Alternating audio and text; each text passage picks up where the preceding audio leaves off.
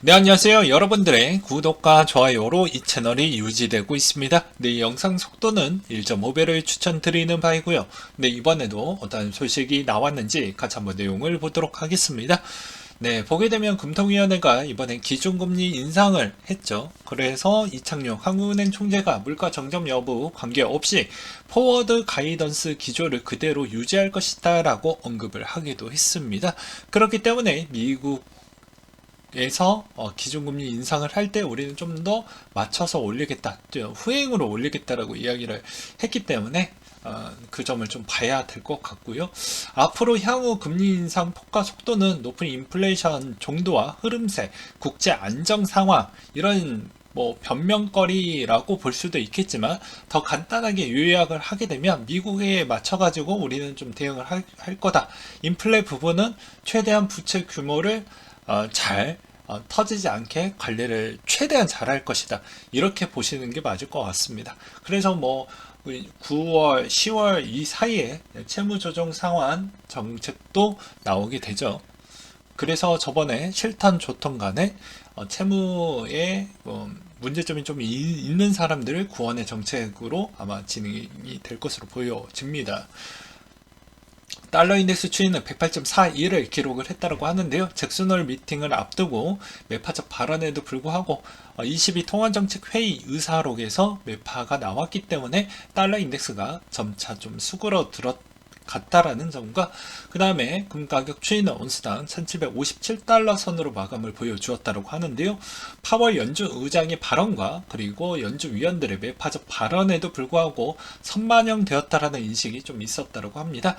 유가는 배럴당 92.52달러 선으로 마감을 보여주었다고 하는데요. 네, 미국이 EU 핵 합의의 최종 중재안에 서면 의견서를 제출했다라는 소식이 전해진 가운데 영향을 좀 끼쳤다고 합니다. 그 다음으로 미국의 2분기 GDP 성장률이 마이너스대를 보여주었다 라고 해서 GDP 나우에 있는 부분도 생각보다 너무너무 안 좋게 나왔고요. 그 다음으로 이창용 한국은행 총재가 금방 물가가 안정되는 것이 아니냐라고 생각을 하시면 곤란하다. 저희가 지금 예상하고 있는 것은 당분간 정점에 이르더라도 물가가 수준이 5%대를 유지할 가능성이 굉장히 크다라고 하고 있는데요. 이자 부담도 27조 원이나 더 급증을 하기 때문에 이게 생각보다 쉽진 않을 것으로 보입니다. 근데 이창용 씨가 그렇다라고 해서 되게 실력이 없으신 분이 아닙니다. 이분 스펙을 보시면 장난이 아니에요. 네. 그 다음으로 비트코인 디포 8억 8,800만 달러 규모의 스펙 합병이 돼서 우회 상장으로 진행이 됩니다. 그래서 미국에 또 상장이 된다라는 점이 좀 있었고요. 상향 조정된 2분기 성장률 추이가 그래도 조금은 위로 올라갔다. 개인 소비 지출이 3분기 성장률 추이는 오히려 더 안 좋게 나올 것이다. 라는 그런 예상치가 좀 나왔고요. 캔자스시티 연은 총재가 이번에 기준금리 4% 넘게 올릴 거라는 것에 의견은 없다. 여전히 인플레 높고 할 일이 많고 금리 상향 여지가 많고 전기 상황을 보게 되면 3개월 숫자는 좀 봐야 되지 않겠냐. 그렇기 때문에 우리는 그거 보기 전 때까지는 좀 더 강하게 갈 것 같다. 라고 이야기를 하고 있고요. 그 다음에 뱅크 오브 아메리카 주식 전략 총괄도 인플레 정점 얘기가 나오고 있는데 지금도 너무 높은 거 아니냐? 오히려 그 정점이라고 이야기하는 근거치가 너무 희박한 것 같다. 라는 내용도 있기도 있습니다. 그리고 코인 폭락에 연락 두절되는 사태가 좀 많이 있었기 때문에 삼성그룹은 올해 초에 대형 로펌과 업무 계약을 또 체결을 해서 관리를 하고 있다고 해서 어떻게 보면 브랜드 이미지를 위해서 이런 또 사원 복지 차원으로 겸사겸사 이렇게 또 색깔 구색 맞추기를 함으로써 문제점을 최소화시키려고 하는 것 같습니다. 왜냐면 이제 대부분 언론사들이 요거 되게 기다리고 있죠. 어떻게 보면 앞에 그냥 직원도 아닌 삼성 직원이라고 붙이면서 또 이렇게 또 포장하고 이미지 또 만들기 쉽고 이슈화 시키기 좋으니까 광고 트래픽 잘 붙이겠죠. 그래서 그런 점이 좀 있겠고요. 그 다음에 채굴자 지급에서 비트코인 출금, 플린풀에서 1500개 정도 비트코인이 출금이 됐다고 해서 여전히 영향성을 충분히 받을 것 같다라는 내용과, 그 다음에 스테이블코인 이전 가치는 22년도 52% 증가를 했다라는 점인데요. 그만큼 이쪽에 들어왔던 자금 부분이 생각보다 오랫동안 머물고 있다라는 것에 긍정적으로 좀 보시길 바라겠고요. 단기적인 요소는 아닙니다. 장기적으로 봤을 때도 여전히 여기에 머물고 있는 돈들이 그래도 꾸준히 조정을 받고 있음에도 불구하고도 계속 많다라는 점을 좀 다시 한번 말씀을 드리고 싶었고요. 부산시에서 글로벌 디지털 자산거래소 바이낸스와 업무 계약을 체결했다라는 점이 상당히 영향성을 많이 받기도 있습니다. 원래는 이 자리에 듣기로는 루나 대표가 온다라는 얘기가 있었어요. 근데 그게 좀 짜그라지면서 이제 이 자리에서 그 비집고 옳다커냐 하고 바이낸스가 이제 자리를 차지하게 되었죠. 그 다음으로 이더리움 클래식 새로운 메타버스 프로젝트가 진행이 된다고 해서 최근에도 이더리움 클래식의 해시레이트는 계속 올라가고 있습니다. 그리고 최근에 이더리움 클래식에 있는 가격도 생각보다 잘 방어를 어느 정도 선으로 주관적이긴 하지만 되어가고 있다라고 생각이 들고요. 빗썸의 전산장애 피해자 배상 판결이 나왔다고 합니다. 서울 고등법원 민사 16부에서 투자자 190명이 운영사 상대로 손해배상 청구 소송의 원고 패소 1심을 뒤집고 원고 일부 승소를 판결을 했다고 합니다. 완벽한 승소가 아니라는 점이겠죠. 빗썸이 총 2억 5,138만 8천원에 지급하라고 판결이 나왔기 때문에 이 점을 한번 보도록 하겠습니다. 단순 계산해보니까 190만원 정도가 나오게 되네요. 근데 여기서 이제 추가로 서비스 이용하고 수수료 지급하는 회원들에게 전가할 수 없다라고 이런 이야기를 또 하고 있는데 앞으로 좀 더 잘 하길 바라겠고요.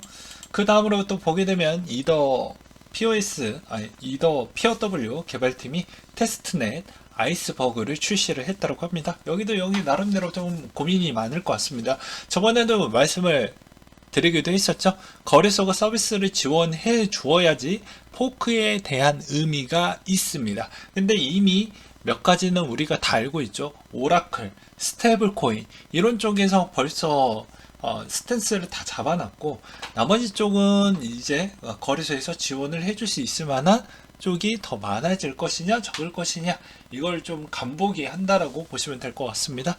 여기서 대표적으로 바이낸스가 이제 지원을 해줄 것이냐 아닐 것이냐, 그리고 나머지 선물 거래소를 운영을 해주고 있는 서비스 지원을 해주었던 대상 거래소들이 실질적으로 포크까지 다 지원을 명확하게 해줄 것이냐 아닐 것이냐에 따라서 시장의 영향성은 충분히 있을 것이다. 그리고 9월 15일 부분 이전에 ETF 부분도 같이 있기 때문에 시장의 변동성은 매우 커진다라고 보시면 될 것 같고요.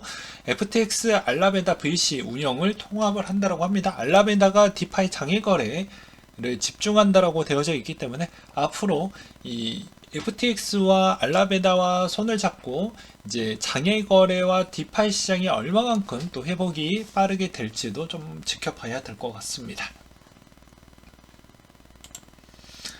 최근 나스닥 분위기를 보게 되면요, 여전히 어떻게 보면 갈피를 못 잡고 있는 실정이고요. 최근에 비트코인의 15분 봉을 좀 보게 되면 여전히 등락폭이 매우 심합니다. 왜 그러냐? 선물 만기 시점이 일단 같이 있고요. 잭슨홀 미팅 일정과 겹쳤죠. 그래서 상당히 등락폭이 커서 사람들이 그만큼 청산도 많이 당하고 있다더라 정도로 보시면 될 것 같습니다. 그래서 최근에 자료 하나를 보시게 되면 여기에서도 알 수가 있거든요. 충분히 알 수가 있습니다. 보게 되면 이렇게 시간대 비해서 충분히 위아래로 많이 흔들렸다라는 걸 알 수가 있거든요. 이렇게 흔들렸다라는 걸 알 수가 있어요. 그렇기 때문에 쉽지가 않구나, 위아래로 많이 털렸구나 라는 걸 알 수가 있게 되겠죠. 그래서 이번 시장 상당히 예측하기가 어렵지만 저는 저번에도 똑같이 이야기를 하고 싶습니다. 거래량이 생각보다 많이 안 나왔기 때문에 상대적으로 여기에서 누군가는 17,000 밑으로 생각하면서 그렇게 대응하려고 하시는 분들이 분명히 있을 것으로 생각이 들고요. 그렇지 않으신 분들은 아마 이 여기에서 뭐 저번에 이야기했던 대로 방송에서 이야기했던 대로 여기에서 조금 더 여유가 되시는 분들 또는 내가 어느 정도 그 전에 타점을 못 잡았던 분들이 이제 마지막 타점으로 만약에 여유 자금이 있다라고 하면 거기에 한 30%에서 40% 구간대에 한번 조금 더 담아보는 전략, 그것도 조정이 나왔을 때, 장중에 조정이 좀 나왔을 때 담아보는 전략, 그리고 아니면 나머지 여기서 더 빠진다고 해봤자 어차피 10%에서 15% 사이 정도밖에 안 될 거라고 저는 생각을 합니다. 그래서 거기에서 또 나오면 거기에서 엎어서 그렇게 마지막으로 정리하는 형태로 가는 게 낫지 않겠냐. 왜냐면 지난 이제 1년 6개월이라고 이야기를 했죠. 그럼 앞으로 남아져 있는 이 1년 동안은 여기에서 여기에서 조정이 나왔다고 해도 이 박스권 랠리에서 한 몇 개월 정도는 좀 더 갇혀질 확률이 매우 높습니다. 그 이유는 금리가 아직도 마무리가 된 게 아니죠. 여전히 어느 정도 때까지 올리고 계속 스텝을 하게 갈 것이냐가 중요합니다. 그래서 내년에 그 스텝을 하게 금리를 올리만큼 한계점까지 딱 오게 되면 거기에서 스텝을 하게만 가져도 우리한테 시장이 상당히 긍정적으로 볼 수가 있다라는 점을 알 수가 있겠죠. 그렇기 때문에 웬만하면은 좀 더 기다려 봐라. 그래서 여기에서 코인을 투자하셨던 분들은 웬만하면 중기적인 패턴으로만 해도 여러분들이 충분히 승자가 되실 확률이 매우 높습니다. 또한 위험자산 시장 자체에서도 평가할 수 있을 만한 척도 중에 하나는 최근에 이제 여러 가지 불확실성도 거의 마무리가 되는 시점도 어차피 9월에서 달에 거의 다 마무리가 될 것으로 보여지기 때문에 크게 악재 나올 만한 사이즈는 거의 없다 라고 말씀을 드리고 싶고요.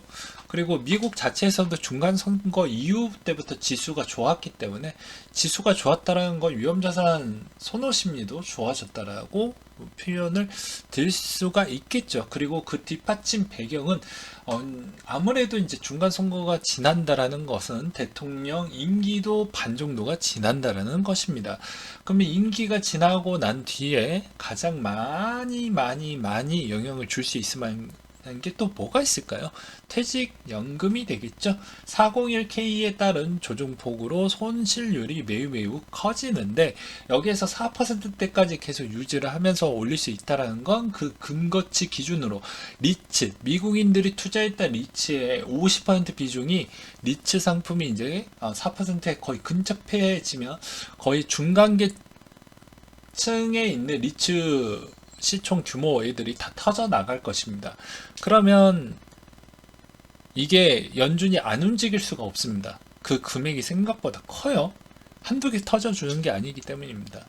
하나 터져 나가기 시작을 하면 어떤 게 터져 나가냐면 ETF 하나가 터질 확률이 매우 높아지게 됩니다. 그러면 시장은 약간의 일시적으로 패닉셀이 나올 수도 있지만 다시 위험자산을 지켜서 올릴 수밖에 없는, 또는 그렇게 너무 시장이 안 좋을 만큼 그렇게는 또 가지 못하는 되게 난감한 상태가 나올 수가 있겠지만 그래도 시장에 대해서 저는 내년은 나쁘지 않는다라고 보는 입장입니다. 여러분들에 대한 생각도 댓글로 남겨주시길 바라겠고요.